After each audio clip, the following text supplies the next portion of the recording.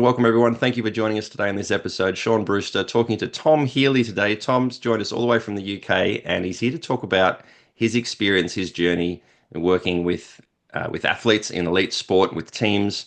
And I think there'll be a lot of people tuning and listening to this that will be either aspiring to do something like that, or maybe thinking about adding that to their suite of offerings, the things that they do as a clinician. And so I thought we'd pick Tom's brains today and talk about his experience along that journey and the things that he's picked up along the way. Tom, thank you so much for joining us. And to kick us off, perhaps could you just give the audience a bit of a backstory of who you are, where you come from, what you do? Yeah, no, thanks for the invite. No, I'm really looking forward to it. So, yeah, my name's Tom. I started with a degree, so an undergrad degree in sports therapy. When did I graduate that? That was straight out of school, so 18 to 21.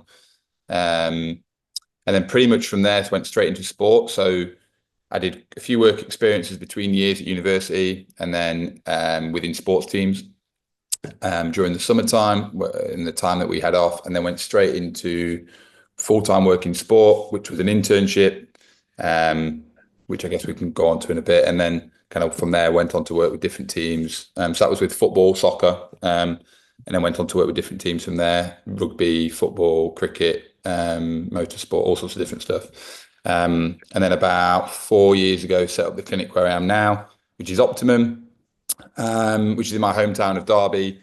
And yeah, offer that same sort of service to athletes, team sports, a lot of individual athletes from sort of athletics or motocross type backgrounds. And then with ski and snowboard, do quite a lot of work with those guys at the minute as well. So a lot of individual based athletes or teams at the minute. Brilliant. So how long have you been in clinical practice since graduating? Yeah, so since graduating, so that was what, 13 years ago. Yeah. Gotcha. Yeah, right. And you work in private clinical practice, your own business, and you work Yeah. on site with athletes, with the teams at their, training grounds and so on. Do you Yeah. find that combination is sort of an essential key to being able to work with athletes? Do you think you'd still be able to, do you think you could make a living just working with the teams and with the athletes, or do you think you need the clinical practice as well?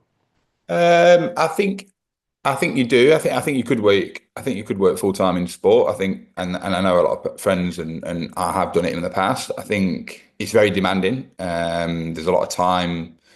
You have to demand a lot, or you have to require a lot of time to work in that environment. And I think that's something that maybe is a little bit undervalued sometimes in terms of the monetary value or the respect, I suppose, for the staff. But um, I also think sometimes as well, the clinical practice, you keep a lot of skills, whereas I think in the sports industry, sometimes you can lose some skills because you see a lot of the same injuries a lot of the time. So let's say you're working in take rugby out of the equation because you get all sorts of stuff in there, but think about football or everything's lower limb, so hips and down. So you see a lot of the same things over and over again. And with the use of watching everything live and also being able to scan everything, you lose some of the diagnostics skills that you may have. So I like the clinical work because of that. I think I keep a lot of those skills and have to delve a little bit deeper and ask a little bit more challenging questions to find out what the problem is because I've more than likely I've not seen it live. I might be able to get a little bit of video footage or they may have some footage, but the budget's not always there to just kind of throw a scan here and there. So yeah, you have to keep a lot of clinical, which I like. I really like that. I like the puzzle or the challenge of finding out what's going on. And then obviously Mm, referring on if you need to. So passing that on to somebody else, sure. listing some field if it needs to be. Yeah, understood. I speak to a lot of new graduates who are, many of them, very keen to get into working in elite sport. In Australia, here we have, sport is a major component of our culture, of course. And there are lots of opportunities to work with athletes and teams. And it seems to be a bit of a almost a celebrity status. You get to work with your idols and the people that you look up to in the sporting field. And it seems like a really exciting opportunity. And I found that a lot of people who have done that, some people have gone, yeah, it's great. It wasn't what I thought it was going to be. Yeah, And they've either stayed for a particular reason or went, no, that's not for me and moved on to another thing. So you've just highlighted some of the real key benefits of being in clinical practice, yeah, maintaining the skill, the yeah. variety of exposure to different injuries and so on. What would be Yeah. some of the advantages of working specifically in the athletic field? I think I think the good benefits I think around working in a team environment, you see people on a daily basis, so you get to see those athletes from day one all the way through to the end, return to play, whatever that is, and you get that sense of enjoyment when you get back on a pitch or playing the sport, whatever that is. So I think that's definitely one massive thing. I think being part of a team's a great environment. So you've got obviously other members of staff that you can bounce ideas off and pick things from. So that could be a strength and conditioning coach, another physio, a doctor, nutritionist, anybody really, coaches, technical coaches. I think that's really useful. And then I think it's that relationship building. So you build a relationship with players, you build a relationship with staff, and it might not necessarily be directly medical staff, the kit man, or could be anybody else around the support network. So I think there's a lot of benefits there. Clinical practice doesn't have that as much. You don't get that rapport as much with your clients, and certainly you can build some relationship, but it's not the same as what you would do in day-to-day environment within a sports team. The opportunity to travel, if you're in a, I guess for you guys more so than probably what we do here, like in terms of seeing different parts of the country is a little bit more scope for that. So and international travel as well. If you're working with a specific team that does travel internationally, a national team, I suppose, or even just on a continental level. Um, so yeah, there are some huge advantages there, and I think it's a great way to learn from university. I think for me, it was a good place to go straight out of university and work with other practitioners. And whilst I maybe had a junior role and not given loads of responsibility, it was really good to pick the brains of other people around me and almost do a show and tell. So they would do an assessment. Maybe I wasn't in the room, and then I would do the assessment, and then we'd compare notes. What did I pick up? What did they pick up? Why did they think that? Why did I think this? Really good learning experiences from there, which you wouldn't ordinarily get in clinical practice. So Yeah. I think the two together go really well, but I do think the sports element does give you some benefits towards team environments and learning experiences. Yeah, there's that much faster feedback loop, isn't there, about learning? You get to do something, see something, try something, repeat, repeat, repeat, observe Yeah. others more experienced doing it, the same thing, and then get that feedback from others and the athlete or the patient in this case. Yeah, absolutely. So for those people who are interested in doing what you've done with their career, sort of, maybe doing some clinical practice, but definitely going heavy into the sporting space and working with either within specific sports or maybe a range of sports, which it sounds like you've done. How did you get in? How did you get the foot in the door initially? And couldn't you give any tips to someone who's thinking, yes, I want to work with soccer players, I want to work with rugby, I want to do with motorsport, whatever it might be. I think I think for me it started back at university when just opportunities came around. So our university was pretty good at getting local opportunities with local different teams and clubs. And sometimes it might just be it sounds like I'm saying it now, it might just be a sports massage sort of 2 or 3 hours at an afternoon with Gloucester Rugby Club, so local professional rugby club. Um, and as soon as the email came through, I was like, yeah, I'm like, whatever, I'm on it. Do you know, I haven't got a bed. I haven't got any mode of transport. It's 20 miles away in the middle of the countryside. I don't know how I'm going to get there, but I know somebody else who's probably got a car. I can give them some cash. I can borrow a bed. Do you know, so say yes to begin with and then work out what you do afterwards. So I did a lot of that. And obviously that gave me some experience and then some confidence, I suppose. Um, so I did that whilst I was at university, and then in between years at university, and in the summer periods, I contacted loads of clubs and teams, and especially local to me at home, knowing that I would move back home in those summer months.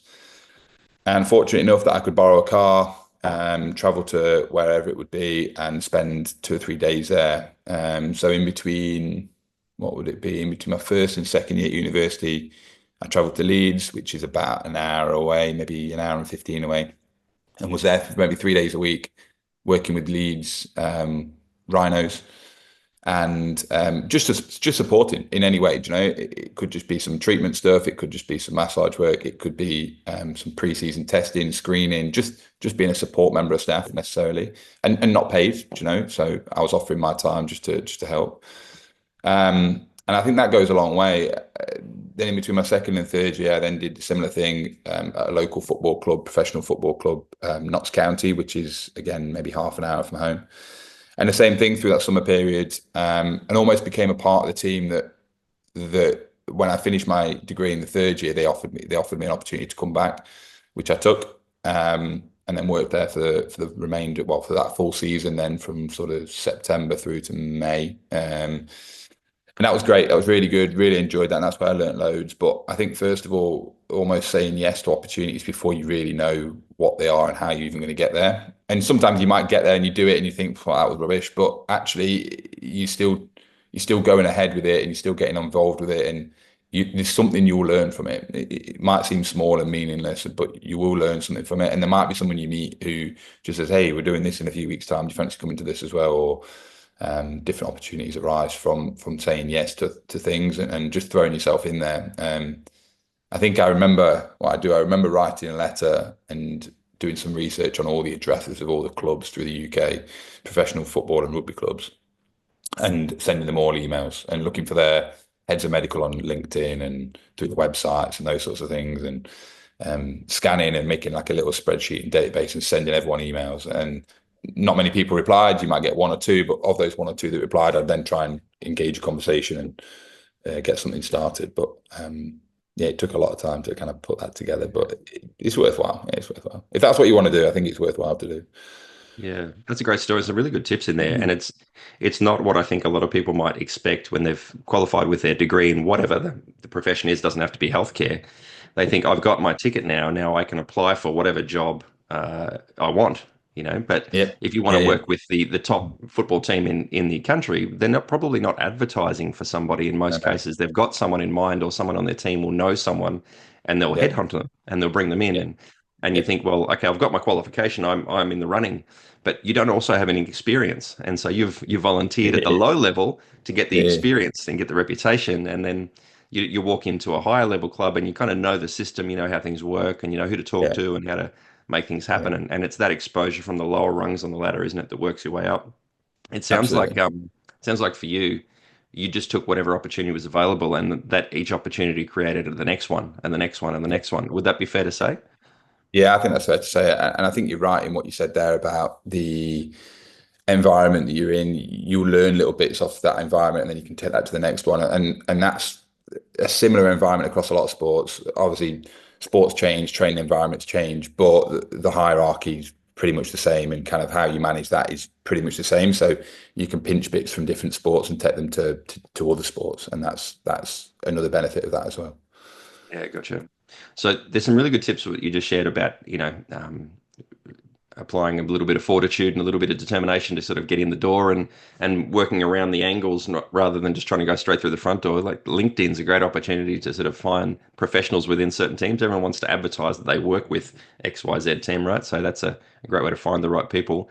So that's, I guess, how you found some yeses. What were some of the no's that you saw along the way? Some of the challenges or obstacles that you had to overcome in this I career? think that, yeah, one of probably one of the big things for me is having not done a physiotherapy degree and doing a sports therapy degree. The recognition's not there as much.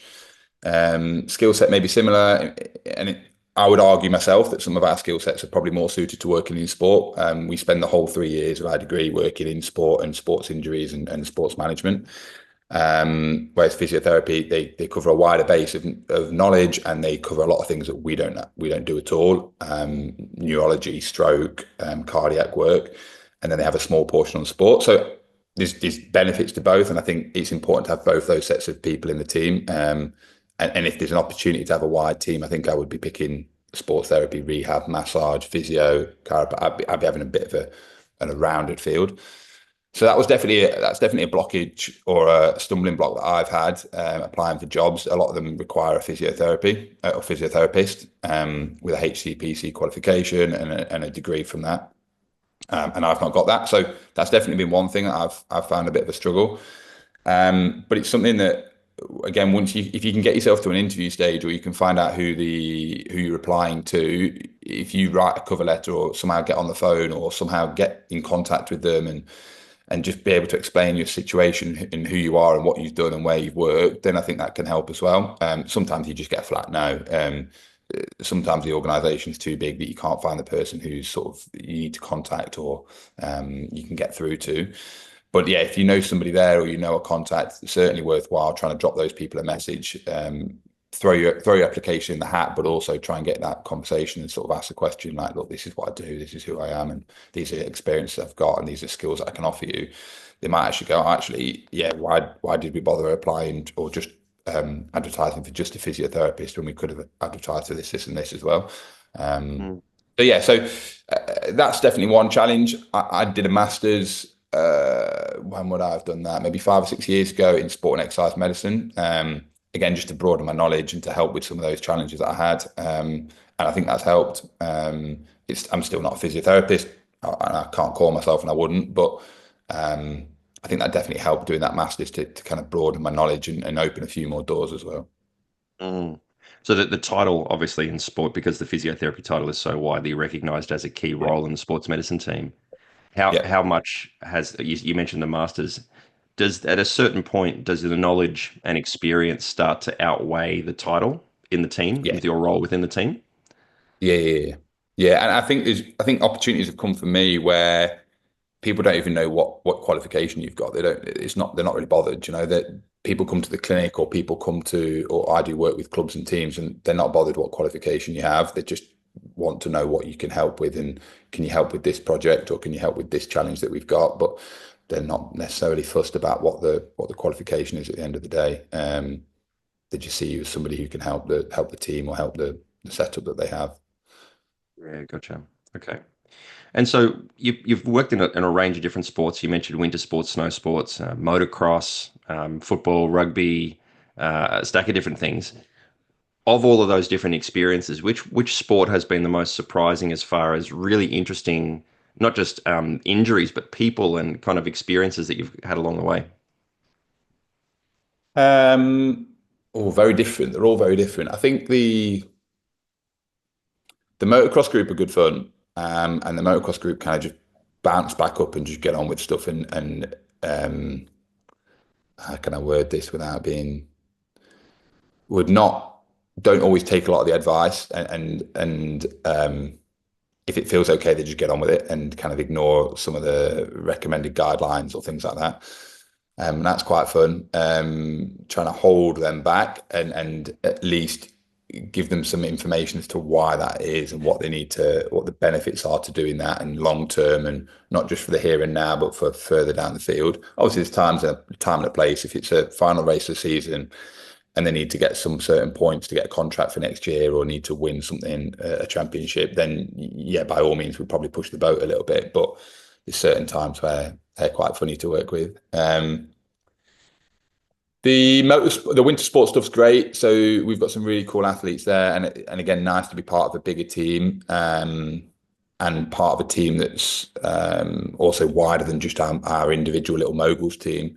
We're part of obviously British Ski and Snowboard, and then bigger than that, we're part of Team GB. So there's a lot of moving parts within that, and a lot of people to have conversations with them, and also bounce ideas from, and pinch things from different areas. We have staff that work across multiple different sports, so we can use some of their ideas from different areas, and try and slide that across to what we're working on, or that might help with us, or equally go back to them. It helps with them on their side of things that they're doing. Um, and then I like the rugby work. I like working with rugby, and I have done for the past whatever 10 years or so, because of the range of injuries. It's so widespread in terms of, it could be anything from top to bottom, and it could be anything from minor to serious, that it's really interesting to keep yourself focused, and keep learning, and keep looking at new things, and keep listening to, or visiting surgeons or specialists, and learning the new techniques or new ways of doing things, and why that's beneficial and better, and keeping on top of your rehab and protocols. I think rugby's a great one to work in, and I think it's for me in the UK. I think it's probably leading the way in terms of a lot of the medical support. I think sometimes football and some of the other sports fall behind a little bit, but I certainly think rugby's probably one of the ones ahead of the field with how they're managing things, and um, yeah, managing them correctly as well. Does that come down to budget, financial resources, or is it really just a cultural thing? I think it's a cultural thing. I would say financially here in the UK, football has a stronghold over a lot of it. I say that, but that's only in probably the Premiership. Outside the Premiership, it significantly drops off. So those top 20 teams have got huge budgets, and then outside of that, it does drop away. Whereas in the rugby, the budget's probably nowhere near the same as what the Premiership football is, but the culture of the club and the team and the setup is completely different. And I think that's where that drive or that enthusiasm to make things work better comes from, and also the interest in trying to longevity of sport and longevity of the career. I mean, they take huge hits, so you need to be looking longer term rather than just what's here and now. That's smart. Yeah. Okay. So this might be a tricky question, but thinking back Mm. to before or earlier in your career than where you are now, if you had to say to somebody, here's a personality trait, a skill set, a knowledge set, whatever it is, that would give you the best advantage coming into a career in sport, what would they or those things be? And then for someone who's maybe at your point now, sort of a decade or so in or more, what would be the different skill set, personality trait, knowledge set that would give you advantages at that point? So start where you are now. Yeah, What are those things? I think. Should I start now or should I start where I was like 5, 10 years Start ago? in the beginning. In the beginning, someone In the who's just beginning. getting started. Yeah. What should they really I focus on think for themselves? I think in terms of opening doors, I think some of the really early stuff, things like being able to do some strap-ins, and that sounds really silly, but being able to strap an ankle or strap a knee quite quickly. If you can do that, then you'll get a good bit of rapport from the athletes. They know that they've had it done a million times before. They know that it's good or bad. So I think being good at that's quite a good one, and that can quite quickly get you into a scenario, into a setting. And then sports massage. Sports massage is a really easy one. A lot of clubs will just say, "Yeah, come in and do some sports massage." And once you get in doing that, then they might go, "Oh, do you know what? Could you take this rehab outside, or could you go and do this over here?" And before you know it, you start doing a little bit more than what you were just 2 weeks ago.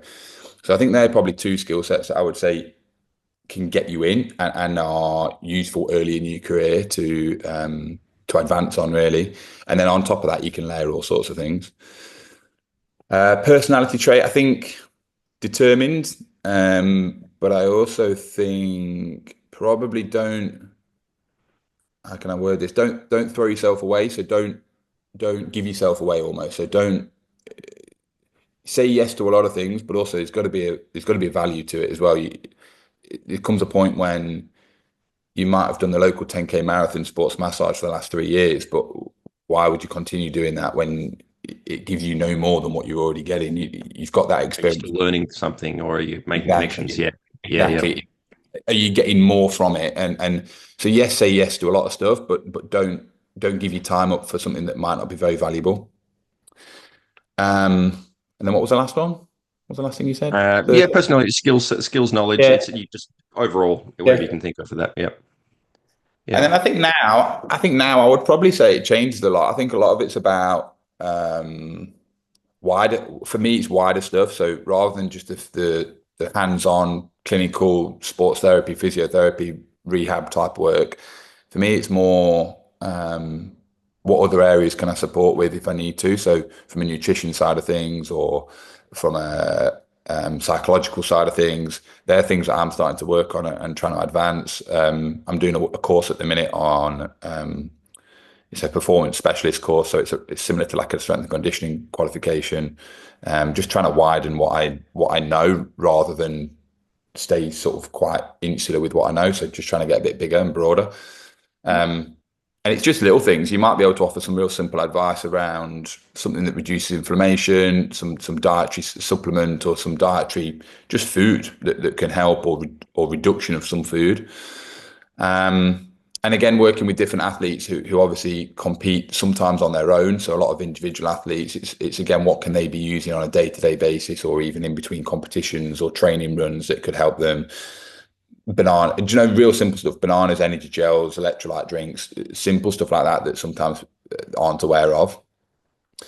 Um, and then probably personality. I think I probably listen a lot more now than I probably did before, and just try and take on as much information as possible. And that could be, and that's again from a wider field, listening to coaches a lot more, listening to technical stuff around coaching and listening to those areas, I think helped me, especially with working in snow sport, which for us, the moguls is so technical.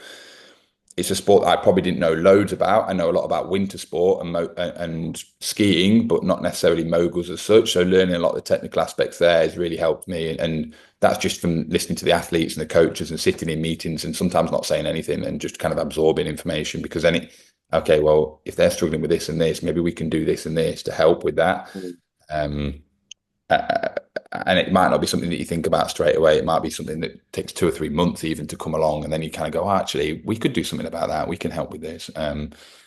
So yeah, so sometimes it's more bigger picture than it is smaller picture for me now. Mm, Yes, there's skills you can layer on top. You could go and do a dry needling course. You could go and do like an instrument assisted, it's like a Graston tool course. You can go and do different types of taping. You could go and do different types of rehabilitation courses and specialize in a shoulder or a knee or different areas if you wanted to. But I think for me, I'm probably it probably looks a bit broader than that now with yeah. different areas of sports medicine, I suppose. Gotcha. Yeah, that's really interesting. So it sounds like early days, it's really about what you can do and how well you can do it.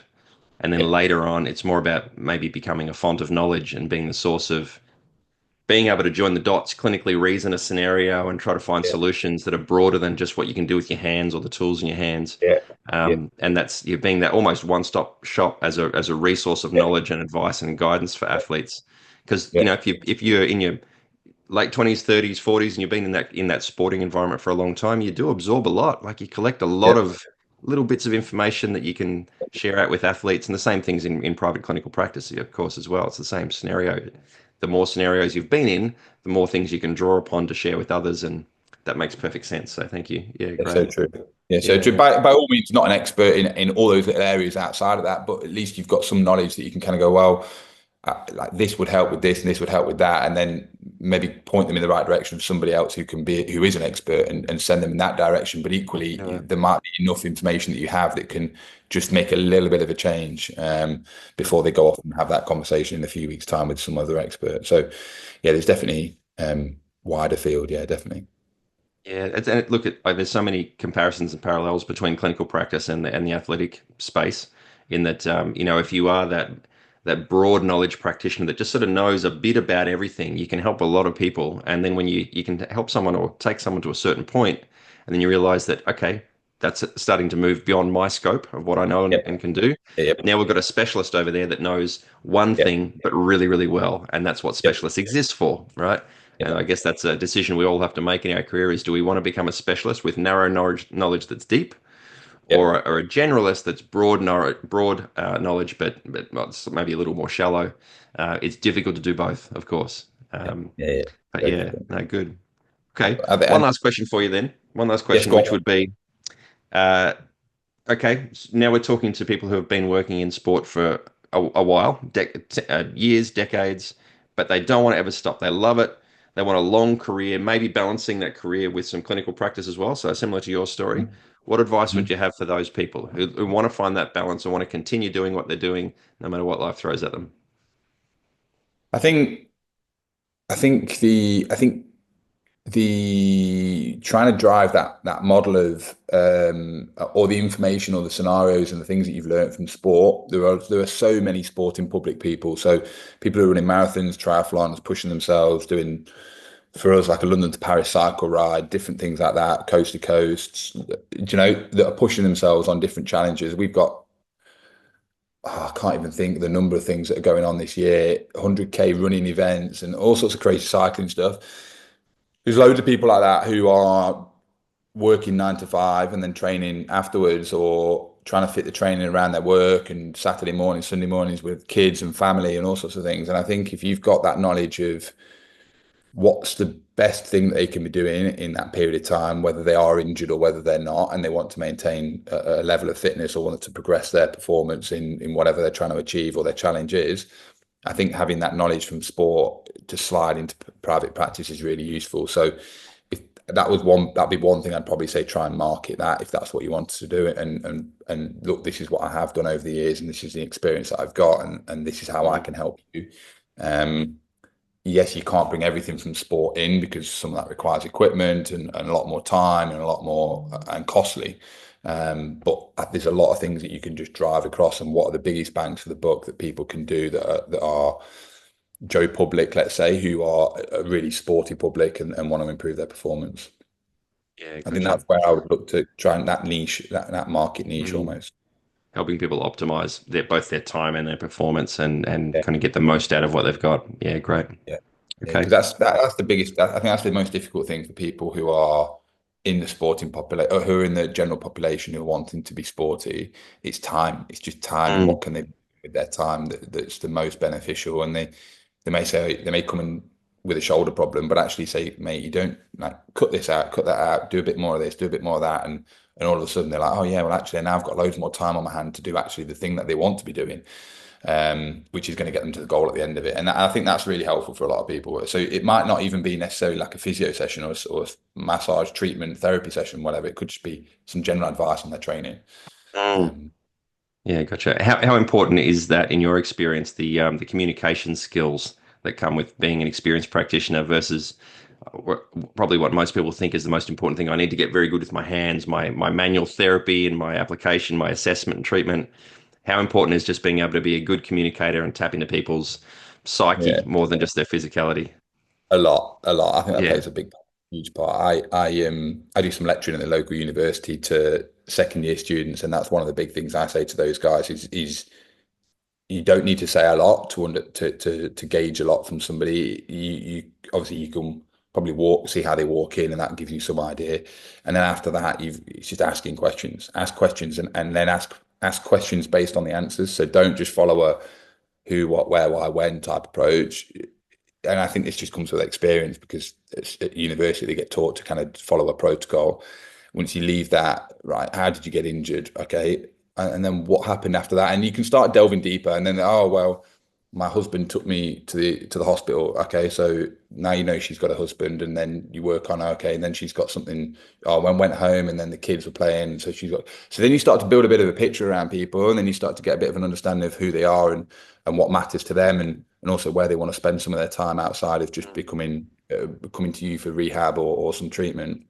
Um, and then you can start to understand, right, well, if that happens here and that happens there, then maybe you can fit this in and this in. So making making suggestions to them that aren't unreasonable or over committing to them that they can actually achieve. Because I think sometimes it's all well and good giving the perfect plan, but not everybody can do the perfect plan, and therefore what's the things that they need to really focus on? What are the 4 or 5 things that they really need to focus on, and they have time to do, rather than give them suggestions of things that they can't. But that comes from listening and just asking probing questions and just getting to know people really. Yep. Yeah, and I think that just comes with experience of asking questions rather than just following protocols and almost robotic sort of way of assessing, I suppose. Yep. Brilliant. Tom, thank you so much for this. This is really No worries. insightful.